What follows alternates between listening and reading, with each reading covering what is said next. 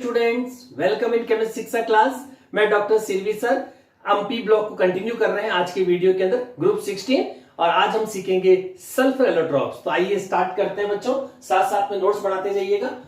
Sulphur allotropic forms कौन कौन सी होती है, तो इसमें सबसे पहले स्टार्ट करने से पहले इंट्रोडक्शन में हम ये कहेंगे बच्चों, sulphur forms number of a lot, sulphur के बहुत सारे एलोट्रॉप्स आपको मिलेंगे और सल्फर भी ऑक्सीजन की तरह डोमिनेंट स्पीसीज में आती है और इट इज आल्सो पैरामैग्नेटिक। जैसा कि हमने कहा था एमओटी के अकॉर्डिंग, मॉलिक्यूलर ऑर्बिटल थ्योरी के अकॉर्डिंग, O2 के जो नॉन बॉन्डिंग स्टेज होती है उसके पास में अनपेड इलेक्ट्रॉन्स होते हैं और उसी तरह से आपके सल्फर में भी जो होगा वो अनपेड इलेक्ट्रॉन्स होंगे 1 1। तो ये 2 pi 2p x equals to pi 2p star, star वाला जो एंटी बॉन्डिंग होता है उसमें 1 1 अनपेड इलेक्ट्रॉन्स होते हैं, इस वजह से ये आपकी पैरामैग्नेटिक होती है जैसा कि ऑक्सीजन है।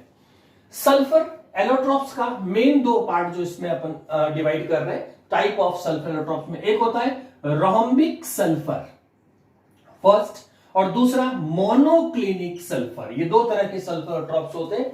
रोम्बिक सल्फर को अल्फा सल्फर भी कहते हैं जबकि मोनोक्लिनिक सल्फर को बीटा सल्फर भी कहते हैं। ठीक है, येलो कलर्स की होती है। स्टेबल एट, अब जो इंपॉर्टेंट फीचर्स है डिफरेंस के अंदर वो है stable at room, RT means room temperature पे स्टेबल होती। मेल्टिंग पॉइंट इसका 385.8 केल्विन होगा। सल्यूबल इन कार्बन डाइसल्फाइड CS2 और बेंजीन C6H6, दोनों ही नॉन पोलर सॉल्वेंट है और नॉन पोलर सॉल्वेंट में सल्यूबल है। ऑफ कोर्स इसका अपोजिट वाटर पोलर सॉल्वेंट है, इनसल्यूबल इन H2O। Next alpha sulphur stable, ध्यान से देखिएगा बच्चों, alpha sulphur stable below 369 temperature kelvin के अंदर। अगर इससे ज्यादा टेम्परेचर रेज होता है तो ये आपकी रोम्बिक सल्फर जो होगी वो मोनोक्लिनिक सल्फर में कन्वर्ट हो जाएगी। इससे बिलो पे ये अल्फा सल्फर की फॉर्म में एग्जिस्ट करेगी। जैसे ही इससे ज्यादा टेम्परेचर होगा तो ये बीटा सल्फर के अंदर about this temperature gate convert into beta sulphur. अब बीटा सल्फर के क्या फीचर्स होंगे? बीटा सल्फर का मेल्टिंग पॉइंट 393 केल्विन है जबकि इसका कितना था 385.8 और सल्यूबल इन CS2 जबकि ये वाली आप सल्यूबल CS2 इसमें भी था और it's obtained from alpha sulphur. इसका जो मेथड ऑफ प्रिपरेशन वो इससे डिराइव्ड होती है। जो टेम्परेचर जो है वो आपका 369 और लिटिल बिट अबव होना चाहिए और निडल शेप क्रिस्टल्स होते हैं इसके, ये इसकी ज्योमेट्री वाइज याद रख सकते हैं आप। और it is stable above 369 kelvin, इसकी जो स्टेबिलिटी है वो 369 केल्विन पे होती है। तो ये थी बच्चों sulphur allotropes. Yes student, next कुछ और important characteristics of rhombic and monoclinic sulphur, तो इसके बारे में और थोड़ा सा जानिए about rhombic and monoclinic sulphurs के बारे में। देखिए पॉइंट 1, बोथ सल्फर यानी कि rhombic and monoclinic both sulphur are stable at 369 kelvin और इस टेम्परेचर को अपन ट्रांजिशन टेम्परेचर भी बोलते हैं, ये ध्यान रखना। तो ट्रांजिशन टेम्परेचर का ऑप्शन क्या राइट होगा, एमसीक्यू में आएगा तो 369 केल्विन आंसर राइट होगा। ये इसमें स्पेशल फीचर ध्यान रखना है। और फिर second point, both sulphur have S8 molecule, दोनों सल्फर में S8, चाहे वो रोम्बिक है या मोनोक्लिनिक है तो S8 मॉलिक्यूल की फॉर्म में एग्जिस्ट करेंगे। और जो S8 मॉलिक्यूल्स होते हैं they are packed to give different crystal, वो पैकिंग पे डिपेंड करता है, उसके अकॉर्डिंग डिफरेंट क्रिस्टल फॉर्म्स देते हैं। नेक्स्ट द S8 रिंग, अब ध्यान रखिए यहां पे रिंग की बात है। S8 ring in both form is, दोनों ही सल्फर जो है वो पुकर्ड या क्रॉन शेप शो कर सकती है। ठीक है, उसमें से एक एग्जांपल ले रहे हैं, जैसे S8 इन रोम्बिक, तो कैसा आप देखो बहुत इजी सा ड्रॉ है, W बना दीजिए इसके अंदर, फिर एक W और ले लीजिए तो ये आपके 8 पॉइंट्स हो जाएंगे और सल्फर हैविंग 107 डिग्री इसका एंगल रहेगा। तो S8 इन रोम्बिक इस तरह का बनेगा और इसी के अंदर और सिंथेसिस में सल्फर एलोट्रॉप्स 6 वाला एलोट्रॉप्स भी एग्जिस्ट करता है और ये चेयर की फॉर्म में, चेयर फॉर्म आप देखेंगे इस तरह से है, ये चेयर फॉर्म जिसमें जो सल्फर एटम्स की जो नंबर्स है वो 6 रहेगी और एंगल जो बनेगा वो आपका 102.2 डिग्री रहेगा। तो ये थी बच्चों detail about rhombic and monoclinic sulphur. Yes students, next compound of sulphur के अंदर अगला हमारा टॉपिक है sulphur dioxide. Sulphur dioxide formula SO2 और इसका स्ट्रक्चर देखेंगे तो एकदम ओजोन का स्ट्रक्चर जैसे अपन ने सीखा था उसी तरह का है। जैसे यहाँ पे बस ओजोन में जैसे O होता है वहां पे सल्फर प्लेस कर दीजिए तो एकदम एज इट इज स्ट्रक्चर मिल जाएंगे। तो these are called resonating structure of SO2। अब बात करते हैं बच्चों मेथड ऑफ प्रिपरेशन। SO2 को कौन से मेथड से बनाया जा सकता है? तो उसमें पहला है सल्फर डायरेक्टली किसी ओर्स को, जैसे कॉपर पायराइटिस है तो किसी ओर्स के सल्फर कंटेनिंग ओर्स को अगर एयर से सीधा बर्न करा दे तो बर्न करते ही इसके अंदर आपको जो सल्फर जो होगी वो एयर की ऑक्सीजन से रिएक्ट करके SO2 गैस की फॉर्म में इवॉल्व होगी। लैब के अंदर कैसे बनाया जा सकता है? तो लैब में H2SO3 जिसको बोलते हैं sulphurous acid, sulphurous acid H2SO3, इसको हीट करेंगे तो इसमें से वाटर कंटेंट अलग हो जाएगा और SO2 गैस सिंथेसाइज हो जाएगी। थर्ड, इंडस्ट्रियल मेथड्स की अगर बात करें स्टूडेंट्स तो इंडस्ट्रियल मेथड्स के अंदर बाय FeS2 जो सल्फर इसका आयरन ओर्स है उसमें FeS2 से भी बना सकते हैं। FeS2 को एक्सेस ऑफ एयर में हीट करेंगे तो it get convert into Fe2O3 और उसके साथ में 8 मोल सल्फर डाइऑक्साइड इवॉल्व हो जाएगी। तो FeS2 से इंडस्ट्री लार्ज स्केल पे अपन SO2 गैस को सिंथेसाइज कर सकते हैं। सिंथेसाइज होने के बाद में इसको ड्राई किया जाता है, ठीक है, कंसिडर या किसी भी ड्राई करेंगे पहले। ड्राई करने के बाद स्टोर करते हैं इसको स्टील सिलेंडर्स के अंदर इसको स्टोर रखते हैं। नेक्स्ट है बच्चों प्रॉपर्टीज ऑफ SO2। SO2 की क्या क्या प्रॉपर्टीज है? पंजेंट स्मेल होती है first thing, soluble in H2O होती है, वाटर के अंदर सोल्यूबल हो जाएगी, लिक्विफाइड एट रूम टेम्परेचर, इसको लिक्विफाई किया जा सकता है, ठीक है। और नेक्स्ट है chemical reactions, very important. SO2 कौन कौन से सब्सटेंस से रिएक्ट कर सकती है तो उसके बारे में अपन इसमें स्टडी करते हैं, दैट इज केमिकल रिएक्शन। सबसे पहली रिएक्शन वाटर के साथ में, SO2 को वाटर के साथ मिक्स करेंगे। जैसे यहाँ पे अपन ने ब्रेक किया था H2SO3 तो इसका रिवर्स आ जाएगा तो H2 सल्फ्यूरस एसिड बन जाएगा, ठीक है, वाटर के साथ में। नेक्स्ट विद NaOH, अगर अपन SO2 गैस को NaOH के साथ रिएक्ट करते हैं तो इसमें Na2SO3 जिसको बोलेंगे सोडियम सल्फाइड, सोडियम सल्फाइड बोलेंगे तो सोडियम सल्फाइड बनेगा। फिर सोडियम सल्फाइड की दोबारा SO2 से वाटर की प्रेजेंस में रिएक्ट कराएंगे तो यह आपका सोडियम हाइड्रोजन सल्फाइड बनाएगी, सोडियम हाइड्रोजन सल्फाइड, ITE ध्यान रखना है। तो इसमें एक्सेस ऑफ SO2 में आपका सोडियम हाइड्रोजन सल्फाइड बन जाएगा। नेक्स्ट आइए बच्चों विद Cl2 के साथ अगर अपन रिएक्ट कराते हैं SO2 को, जिसमें चारकोल एज ए कैटलिस्ट आपको काम में लेना है और इससे कंपाउंड जो मिलेगा वो होगा SO2Cl2 जिसको बोलेंगे सल्फोनाइल क्लोराइड, सल्फोनाइल क्लोराइड बोलेंगे। नेक्स्ट रिएक्शन विद O2, अगर ऑक्सीजन से रिएक्ट कराते हैं in presence of catalyst V2O5 जिसको बोलते हैं vanadium pentoxide. Vanadium pentoxide oxidising agent है और SO2 को O2 के साथ रिएक्ट करा करके इसको SO3 में कन्वर्ट कर देता, तो SO2 gate convert into SO3 in presence of V2O5। तो ये आपका SO2 से SO3 फॉर्म, तो ऑक्सीडेशन ऑफ SO2 हो जाएगा in presence of V2O5।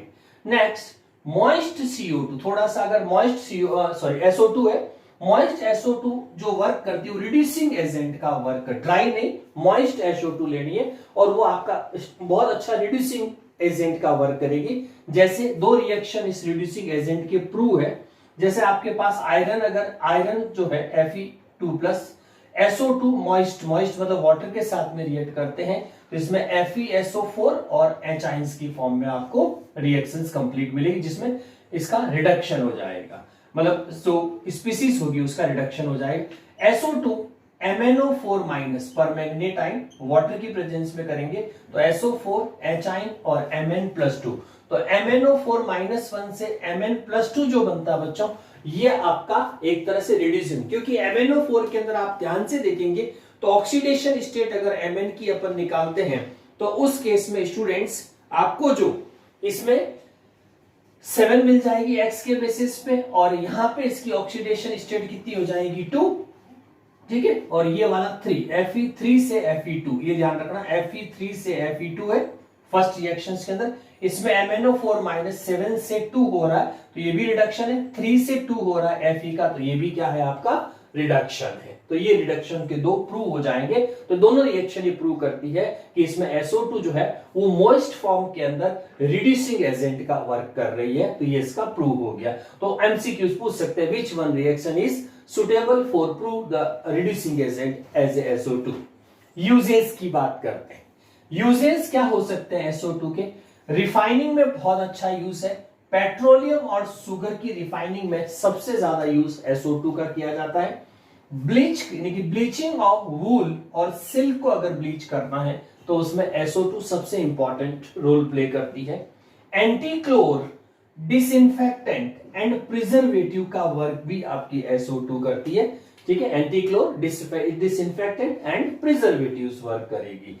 Manufacturing of, जैसे अभी आपने देखा सिंथेसिस हुआ सोडियम हाइड्रोजन सल्फाइड, तो manufacturing of sodium hydrogen sulphide और कैल्शियम हाइड्रोजन सल्फाइड जो है वो SO2 से सिंथेसाइज किए जा सकते हैं। और जो लिक्विफाइड SO2 जो होती है स्टूडेंट्स, वो आपका एज ए सॉल्वेंट, जिसमें बहुत सारे ऑर्गेनिक और इनऑर्गेनिक जो सब्सटेंस होते हैं उनको इजीली सल्यूबल किया जा सकता है, उनको इजीली सल्यूबल किया जा सकता है। इसीलिए लिक्विफाइड जो SO2 होती है बच्चों, उनको आप एज ए सॉल्वेंट यूज कर सकते हैं। और ये हमेशा liquefied at room temperature under the pressure of 2 atmosphere, ये ध्यान रखना है। तो इसको रूम टेम्परेचर पे लिक्विफाई किया जा सकता है, लेकिन उस वक्त अपन को प्रेशर जो है वो 2 atm रखना पड़ेगा, एटमॉस्फेयर रखना, तब ये SO2 गैस आपकी क्या होगी, लिक्विफाई होगी। तो ये डिटेल थी बच्चों सल्फर डाइऑक्साइड यानी कि SO2। यस स्टूडेंट्स, नेक्स्ट हम जो इसमें डिस्कस कर रहे हैं वो है ऑक्सा एसिड्स ऑफ सल्फर, यानी कि सल्फर के ऑक्सीजन के कॉम्बिनेशन के साथ में कौन कौन से एसिड फॉर्म्स होते हैं। तो उसमें फर्स्ट है सल्फ्यूरस एसिड, जिसका फॉर्मूला होगा H2SO3। स्ट्रक्चर बनाने की आपको ट्रिक, जैसे आपने फास्फोरस में भी सीखी थी, उसी तरह की ट्रिक इसमें भी है। आपको सबसे पहले जितनी भी ऑक्सीजन है उसमें से फर्स्ट ऑक्सीजन को डबल बॉन्ड O से अटैच करिए 1, फिर सबसे पहले OH कंज्यूम कराइए, सारे के सारे OH बनाइए, फिर अगर ऑक्सीजन रिमेन रहती है तो वापस से डबल बॉन्ड O से प्लेस करिए। लेकिन फर्स्ट टाइम एक ही ऑक्सीजन को डबल बॉन्ड O से प्लेस करना है, ठीक है। तो इसमें डबल बॉन्ड O लिए, और जितनी भी सल्फर, ये मोस्टली टेट्राहेड्रल फॉर्म्स का अरेंजमेंट्स रहता है, अंटिल अनलेस कोई लोन पेयर की वजह से पिरामिडल हो सकती है, otherwise it's will be look like tetrahedral centre of sulphur. Next है सल्फ्यूरिक एसिड। तो सल्फ्यूरिक एसिड में H2SO4 होगा। क्या बनाने का तरीका, फर्स्ट सल्फर से डबल बॉन्ड दो, ठीक है, फिर सारे OH प्लेस करो और फिर रिमेन्स बचे को वापस डबल बॉन्ड O से प्लेस करेंगे, ठीक है। ये था sulphuric acid. Third structure students इसमें होता है पर ऑक्सो सल्फ्यूरिक एसिड। तो इसका फॉर्मूला होगा H2S2O8 को बोलते हैं पर ऑक्सो सल्फ्यूरिक एसिड। यहां पे मैंने फास्फोरस वाले वीडियो में भी आपको ट्रिक बताई थी बच्चों, आपको याद, मैंने कहा था मोर देन 4 जब भी आपके पास में ऑक्सीजन हो तो उसको किस तरह से स्ट्रक्चर में प्लेस करना।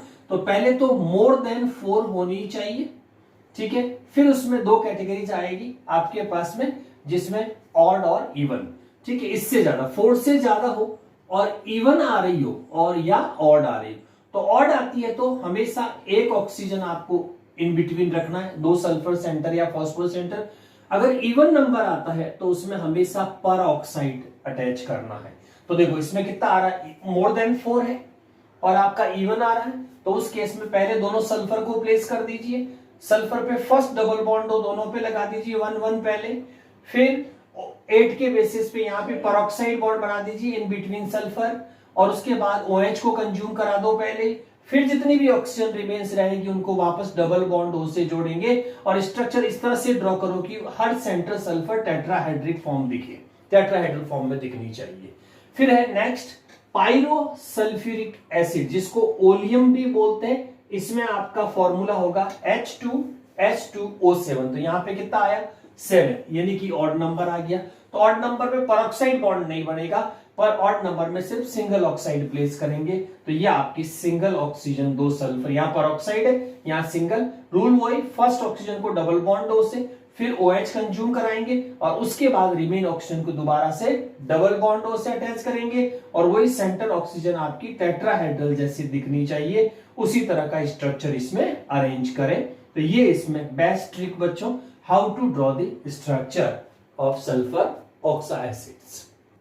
यस स्टूडेंट्स, नेक्स्ट रिएक्शन अपन पढ़ रहे हैं compound, that is very important, sulphuric acid.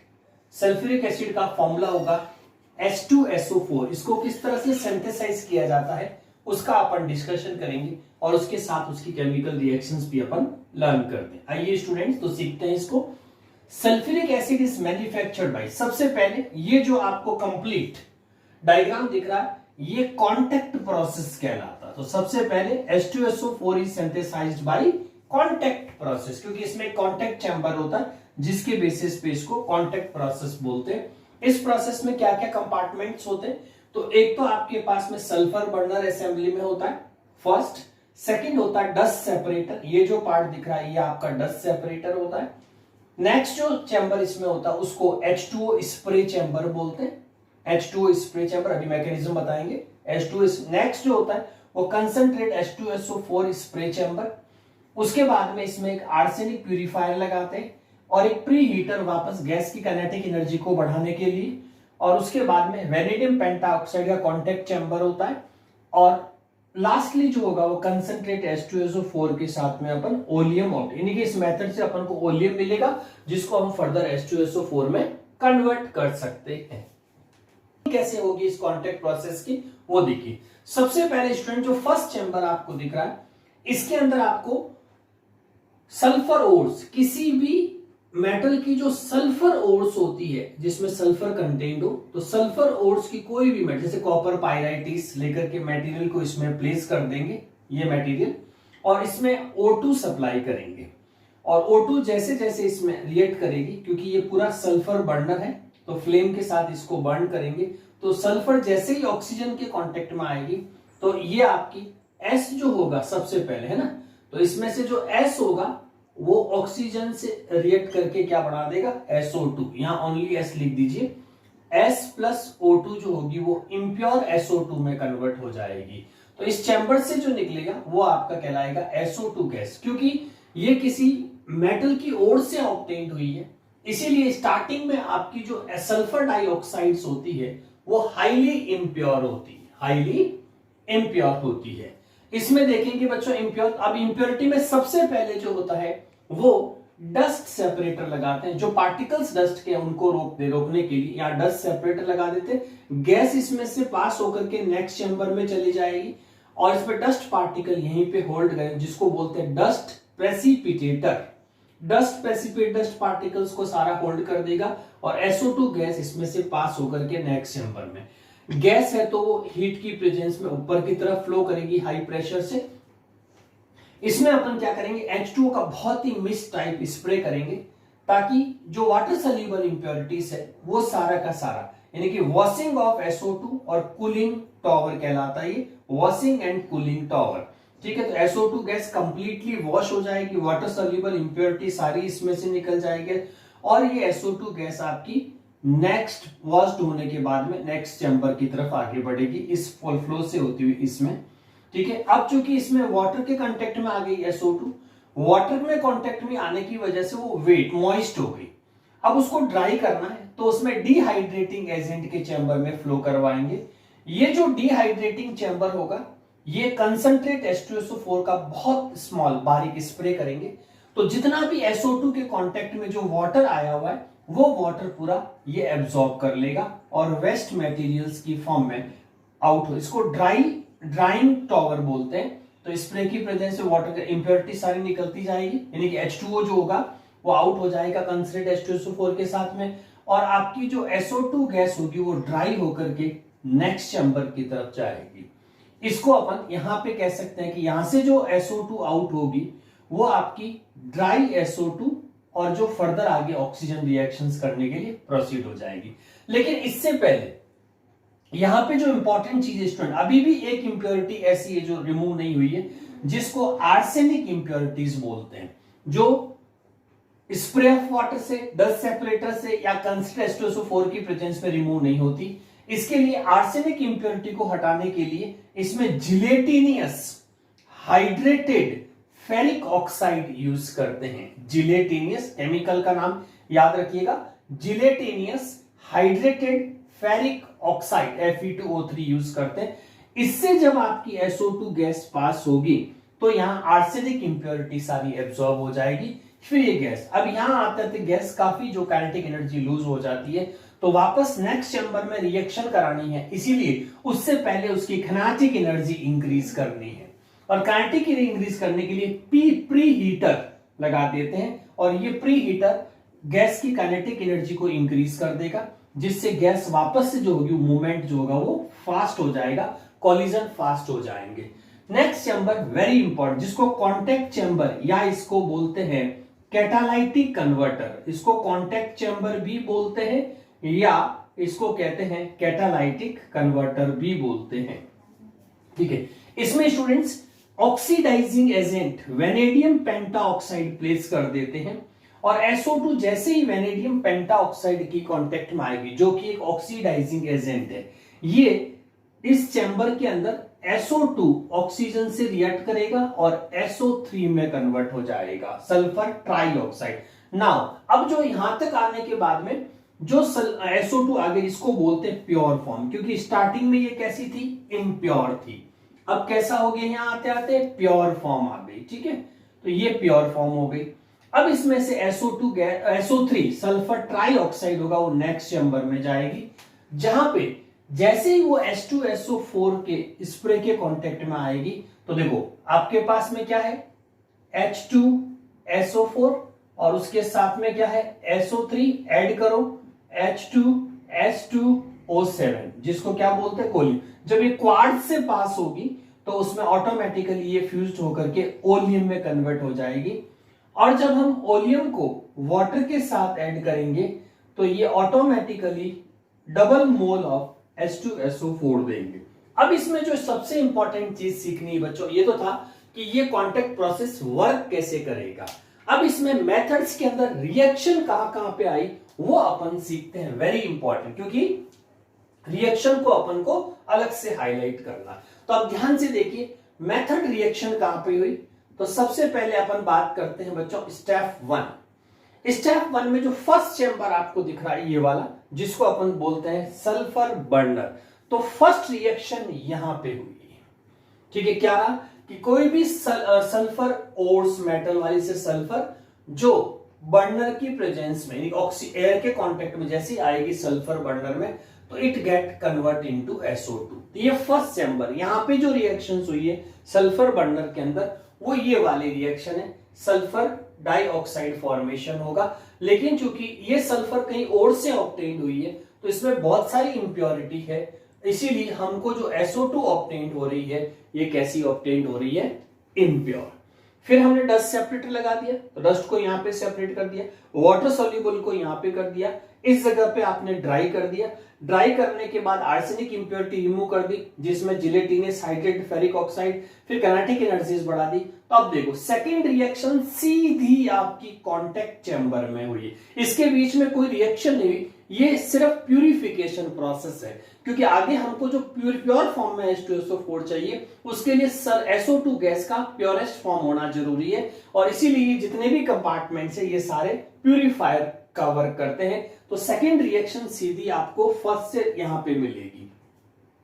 यहां पे अपन स्टेप 2 गएंगे। स्टेप 2 के अंदर जो आपकी SO2 जो कि प्यूरिफाई हो गई, अब जो प्योर फॉर्म ऑफ SO2 होगी, ये आपकी वेनेडियम पेंटाऑक्साइड, क्योंकि ऑक्सीडाइजिंग एजेंट है, और वेनेडियम पेंटाऑक्साइड जो होगा, जो इसमें कैटलिस्ट का वर्क करेगा, इसीलिए इसको कैटालाइटिक कन्वर्टर भी बोलते हैं।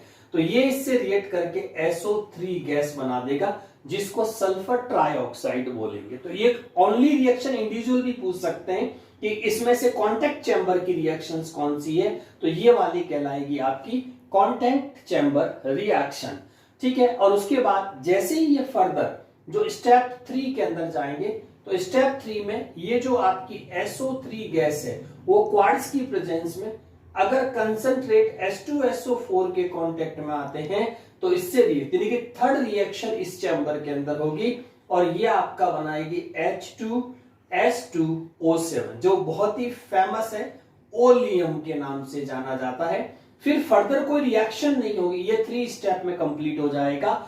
लेकिन जो हम इस प्रोसेस से ओलियम ऑब्टेन करेंगे तो अगर हम मान लीजिए सपोज 10 लीटर ओलियम लिया तो उसमें 10 लीटर वाटर मिला देंगे तो आपको जस्ट डबल मोल किसके मिल जाएंगे या वॉल्यूम किसका मिल जाएगा, H2SO4 का। तो ये कॉन्टैक्ट चैम्बर H2SO4 के प्रोडक्शन का एक वर्ल्ड वाइड मेथड से बहुत ही इंपॉर्टेंट है और इसके अंदर लार्ज अमाउंट में अपन को H2SO4 मिल सकता है। और H2SO4 केमिस्ट्री का सबसे इंपॉर्टेंट रिएजेंट है जो बहुत मल्टीपर्पज यूज होता है स्टूडेंट्स। तो ये कंप्लीट सल्फ्यूरिक एसिड का मेथड ऑफ प्रिपरेशन जो स्टेप्स वाइज आपके एक्सप्लेन कर दिया गया है students.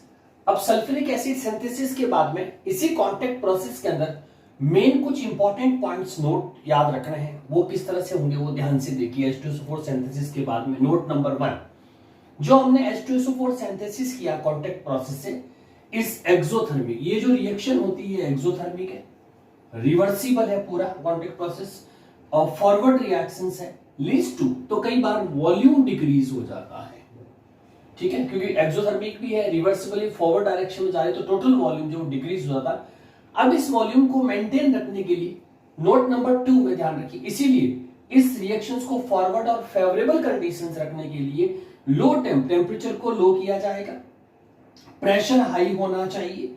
The favourable conditions for maximum yield अगर आपको ऑब्टेन करनी है तो उस केस में low temperature and high pressure will be favourable condition for contact process synthesis for synthesis of concentrate H2SO4।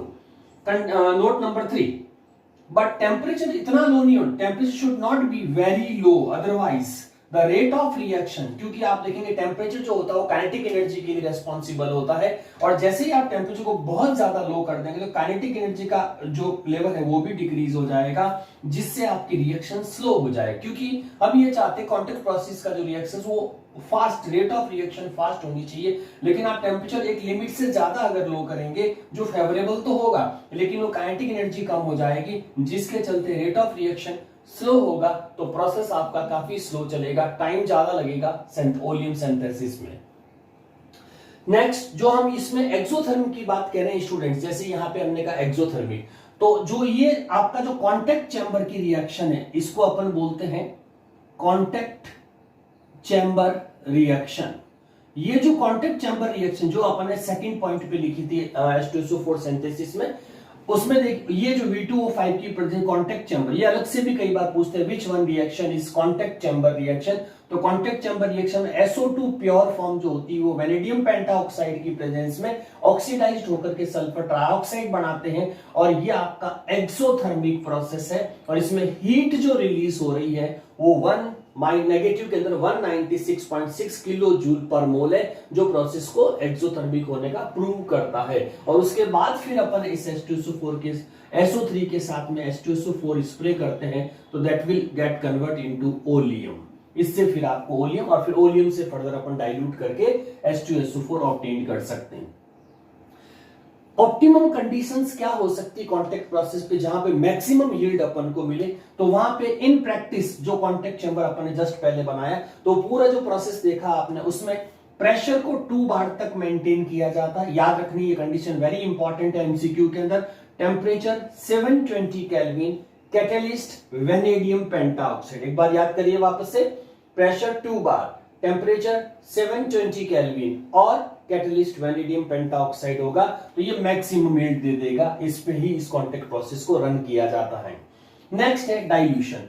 Oleum, क्योंकि अपन को जो कॉन्टैक्ट प्रोसेस से ऑब्टेन्ड होता है वो ओलियम ऑब्टेन्ड होता है, फिर ओलियम का अपन डाइल्यूशन करके H2SO4 लेते हैं। तो इसमें डाइल्यूशन ऑफ ओलियम, ओलियम ये रहा H2S2O7 with H2O to get H2SO4 in desired concentration। तो अपन उसको डाइल्यूट कर देंगे तो ओलियम अपन को डिजायर्ड कंसंट्रेशन दे देगा H2SO4 की, जस्ट डबल वॉल्यूम। जैसे आपने 10 लीटर अगर ओलियम लिया तो 10 लीटर उसमें वाटर ऐड कर दीजिए स्लोली, तो वो आपको कंसंट्रेट H2SO4 की डिजायर्ड क्वांटिटी दे देगा इन कंसंट्रेशन फॉर्म में। नेक्स्ट है कॉन्टैक्ट प्रोसेस से जो अपन को ओलियम ऑब्टेन्ड होगा, उस ओलियम को डाइल्यूट करने के बाद इनकी जो प्योरिटी होगी वो आपकी 96 से 98% तक प्योर ऑब्टेन्ड हो जाएगा। तो ये इसकी प्योरिटी भी याद रखनी है। अब आता है प्रॉपर्टीज ऑफ H2SO4 ऑब्टेन्ड होने के बाद में, ओलियम से डाइल्यूट होने के बाद में किस तरह का होगा। तो उसमें पहला है कलरलेस रहता है ये, एंड डेंस, थोड़ा सा हैवी, डेंसिटी बहुत हाई होती है इसकी। आप इसको कहीं पे भी यूज करेंगे तो आप देखेंगे काफी डेंस होता है HCl और HNO3 से। तो एक तो कलरलेस रहता है, डेंस होता है, ऑयली लिक्विड जैसा दिखेगा आपको, ठीक है। तो ये फीचर्स है, यानी कि प्रॉपर्टीज है किसकी, H2SO4 की। सोल्यूबल इन वाटर, क्योंकि स्ट्रॉन्ग एसिड है तो ये इजीली सोल्यूबल हो जाएगा वाटर के अंदर। अब यहाँ पे जो सबसे इंपॉर्टेंट मोस्टली एसिड्स के लिए, उसमें भी H2SO4 जब हम डाइल्यूट करते हैं, यानी कि वाटर जब ऐड करेंगे तो क्या प्रोसेस होना चाहिए। जैसे दो चीजें हैं कि आपके पास वाटर है और H2SO4 है। अब आप ये वाला प्रोसेस कि वाटर को H2SO4 में ऐड करेंगे या H2SO4 को वाटर में ऐड करेंगे, तो यहां पे स्ट्रिक्टली ध्यान रखना है फॉर डाइल्यूशन, क्योंकि रिएक्शन बहुत से एक्सोथर्मिक है, ठीक है, ध्यान रखिएगा। इसीलिए हमेशा पहले एक बीकर के अंदर वाटर लेंगे, वाटर के अंदर इंक्लाइंड पोजीशन पे, जैसे आपकी टेस्ट ट्यूब है या बॉटल है, उस बॉटल को इंक्लाइंड पोजीशन पे लेके देखिए धीरे धीरे इसकी सरफेस से आप H2SO4 ऐड करेंगे, बहुत स्लोली, ये ध्यान रखना, क्योंकि प्रोसेस काफी एक्सोथर्मिक होता है। इसीलिए हमेशा H2SO4 इन वाटर होना चाहिए, न कि रिवर्स। तो ये इसमें स्पेशल ध्यान रखना है। तो ये थी बच्चों general instructions related to sulphuric acids और H2SO4। यस स्टूडेंट्स, नेक्स्ट अपन डिस्कस करते हैं प्रॉपर्टीज के बाद केमिकल रिएक्शंस ऑफ H2SO4। ठीक है, किससे रिएक्ट करेगा। तो इससे पहले H2SO4 का और फीचर्स, इसकी लो वोलेटिलिटी, ये आपने डिस्कस किया था, स्ट्रॉन्ग एसिड्स है और उसके साथ साथ ये स्ट्रॉन्ग ऑक्सीडाइजिंग एजेंट्स भी है, यानी कि ये गुड ऑक्सीडाइजिंग एजेंट का वर्क भी करता है ना। रिएक्शन नंबर 1 विद वाटर, चूंकि स्ट्रॉन्ग एसिड है तो वाटर के साथ जब भी अपन H2SO4 को ऐड करेंगे तो H2SO4 डाइप्रोटोनिक, इसके पास दो प्रोटॉन है H2 जो आयोनाइज्ड करेगा। तो फर्स्ट जब वाटर के साथ, तो फर्स्ट आयोनाइजेशन जब होगा तो ये H जो होगा इसका रिलीज, वो H लॉन पेयर की हेल्प से हाइड्रोनियम आयन बना देगा और हाइड्रोनियम आयन के साथ बाइसल्फेट आयन्स बन जाएंगे HSO4-। और इसका जो dissociation constant as per law of mass action, acid dissociation constant Ka1 first proton के लिए, और फिर ये जो इसके पास जो रिमेन्स प्रोटॉन है ये वापस से वाटर के साथ जो आयोनाइज्ड होगा तो उसको बोलते हैं डिसोसिएशन कांस्टेंट सेकंड। उसमें भी वाटर की लोन पेयर से हाइड्रोनियम आयन बन जाएगा और SO4 आपका सल्फेट आयंस बना देंगे। अब इसमें अगर दोनों का रेट ऑफ डिसोसिएशन देखें फॉरवर्ड रिएक्शंस में, तो Ka1 जो almost more than 10, greater than 10 होता है, जो H2SO4 के स्ट्रॉन्ग एसिड होने को प्रूव करता है। यानी कि फर्स्ट आयोनाइजेशन जो है ये इसको स्ट्रॉन्ग एसिड का कैरेक्टरिस्टिक्स है, क्योंकि इसमें जो Ka की वैल्यू आ रही है वो मोर देन 10 आ रही है, जबकि सेकेंड टाइम जो डिसोसिएशन वो काफी स्लो है और कम भी रहता है, दैट इज ओनली 1.2 इंटू 10⁻⁻², यानी कि अपॉन 100 करेंगे तो काफी कम हो जाएगा जो फर्स्ट के। इसीलिए फर्स्ट रिएक्शन जो है वो स्ट्रॉन्ग एसिड होने को प्रूव करती है। तो ये आपका वाटर के साथ में इसका reaction. Now second, of course H2SO4 है तो सॉल्ट फॉर्मेशन होगा बेस के साथ में। सॉल्ट फॉर्मेशन में H2SO4 2 सीरीज ऑफ सॉल्ट्स देता है किसी भी बेस के साथ में। एक तो होता है नॉर्मल सल्फेट, नॉर्मल सल्फेट जैसे आपने NaOH लिया या क्यूप्रिक हाइड्रोक्साइड लिया तो उससे बनेगा Na2SO4 सोडियम सल्फेट और कॉपर सल्फेट CuSO4। दूसरा एसिड सल्फेट्स बनते हैं, यानी कि अपन NaOH के साथ में तो sodium hydrogen sulphate, bisulphate salts भी बनाते हैं। तो नॉर्मल और बाइसल्फेट सॉल्ट्स दोनों ही फॉर्म करता है H2SO4। फिर ड्यू टू लो वॉलेटिलिटी, इसका जो लो वॉलेटिलिटी का एक बड़ा बेनिफिट अपन को इसमें रहता है कि हम किसी भी रेस्पेक्टिव मेटल सॉल्ट्स को अगर H2SO4 से रिएक्ट कराएंगे तो खुद की तो लो वॉलेटिलिटी, जो हायर वॉलेटाइल एसिड्स होते हैं उनका सिंथेसिस कर सकता है। तो due to low volatility it can be used manufacture more volatile acids. Example देखिए, और जो भी गिवन सॉल्ट्स होगा इसका, तो मेटल सॉल्ट, जैसे सपोज आपने NaCl लिया, मेटल सॉल्ट की रिएक्शन जब आप H2SO4 से कराएंगे तो उससे रेस्पेक्टिव एसिड्स यानी कि X की वैल्यू आपकी FCl, Br और I हो सकती है, यानी कि HF, HCl, HBr, HI का सिंथेसिस हो जाएगा और साथ में मेटल सल्फेट सॉल्ट्स निकल जाएगा। एग्जांपल, NaCl की रिएक्शन अगर अपन H2SO4 से कराते हैं तो अपन को हाइड्रोक्लोरिक एसिड फॉर्म देगा जो मोर वॉलेटाइल है, क्योंकि H2SO4 इटसेल्फ लेस वॉलेटाइल है, लेकिन ये मोर वॉलेटाइल को सिंथेसाइज कर सकता है। तो ये आपका मोर वॉल जो सिंथेसाइज हो रहा है वो मोर वॉलेटाइल से, और साथ में जो सॉल्ट बनेगा वापस वो नॉर्मल सॉल्ट Na2SO4। तो ये था salt formation process. Third point पे आते हैं रिएक्शंस में, डिहाइड्रेट, वेरी फेमस। आप देखेंगे मोस्ट ऑफ ऑर्गेनिक के अंदर जब आपको डिहाइड्रेशन कराना हो, डी का मतलब रिमूव और हाइड्रेशन मींस वाटर, तो वो रिमूवल ऑफ वाटर जो होता है उसमें डिहाइड्रेटिंग एजेंट्स की जरूरत पड़ती है। और सबसे बेस्ट जो डिहाइड्रेटिंग एजेंट्स एज ऑर्गेनिक में जो मोस्टली यूज किया जाता है वो concentrate H2SO4। Strong dehydrating agent जो है वो अपना कंसंट्रेट H2SO4 यूज किया जाता है, ठीक है। और मोस्टली जितने भी ऑर्गेनिक सब्सटेंस होते हैं उसमें जितनी भी मॉइस्चर को रिमूव करना हो या वाटर कंटेंट को रिमूव करना हो तो उसमें कंसंट्रेट H2SO4 का as a dehydrating agents use किया जाता है। नेक्स्ट, कार्बोहाइड्रेट के आइडेंटिफिकेशन में भी इसको यूज कर सकते हैं।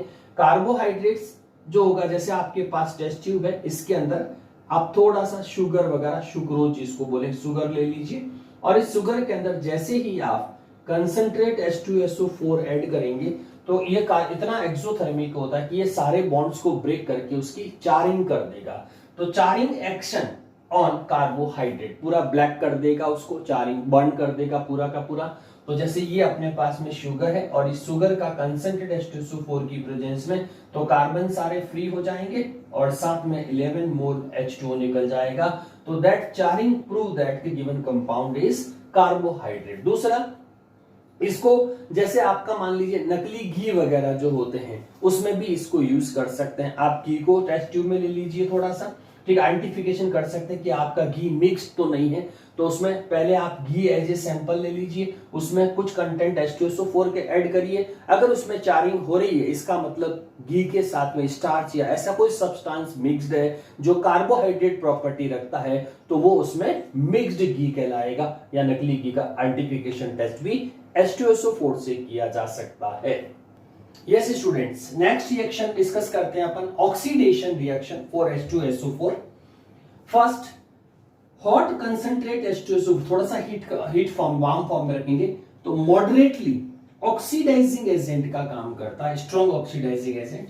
और इसकी जो रेंज होती है, पावर ऑफ ऑक्सीडाइजिंग एजेंट है वो in between phosphoric acid H3PO4 और HNO3, ये ज्यादा स्ट्रॉन्ग होते हैं। और मिडिल पार्ट्स के अंदर अपन कह सकते हैं इन बिटवीन रहता है स्ट्रॉन्ग, सबसे स्ट्रॉन्गेस्ट में HNO3 और फिर H2SO4 इन बिटवीन आएगा और सबसे कम में H3PO4। तीनों ही स्ट्रॉन्ग कैटेगरी वाइज देखें तो ये मिडिल रेंज रखता है।